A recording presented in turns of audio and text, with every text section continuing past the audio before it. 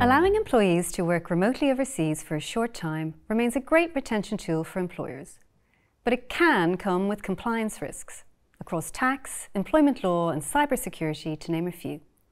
In this short video, myself and Susan Buggle will focus on the corporate tax and payroll implications of overseas remote working.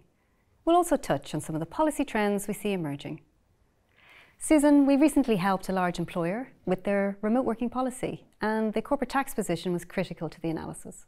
Yeah, so an employee working abroad can create a corporate tax presence or permanent establishment, and that can lead to corporate tax obligations in the jurisdiction and potentially impact where the profits of the group are recognised.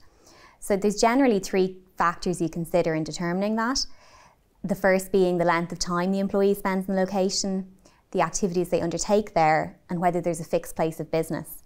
So to take a practical example, at different ends of the scale, there's likely to be much higher risk attached to a member of the C-suite working in the US for 4 months compared to an admin employee working in Spain for 2 weeks. It's a great point, and we're seeing some of that emerge in the policy trends.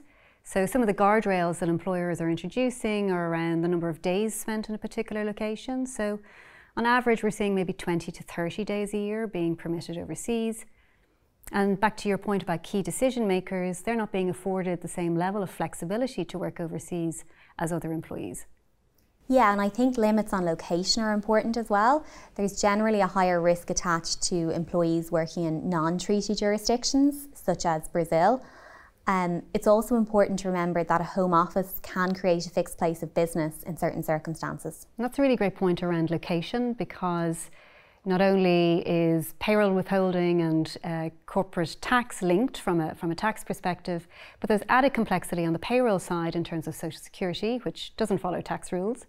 So generally contributions are payable where work is performed unless there's an exemption under a Social Security agreement which covers the arrangement in place. Now, helpfully, the EU has come out to say EU rules can cover short-term remote workers under posted worker provisions. But we continue to see some challenges for employers around location. So it's really important that the location is determined from both a tax and Social Security perspective. And I think another important insight from our work with clients in this area is the need to involve other stakeholders in the business when you're developing the policies. In practice, we've often seen non-tax issues emerge, such as IT security or immigration challenges that have led to bans from employees working in certain countries.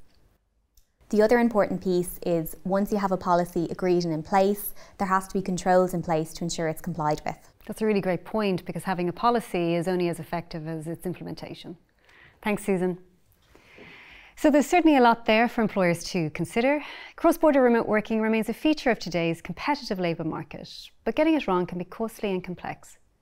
We recommend that all stakeholders be involved in policy development to cover the broad range of issues arising. There should also be a process in place to approve requests and review employee work patterns to manage compliance issues in real time.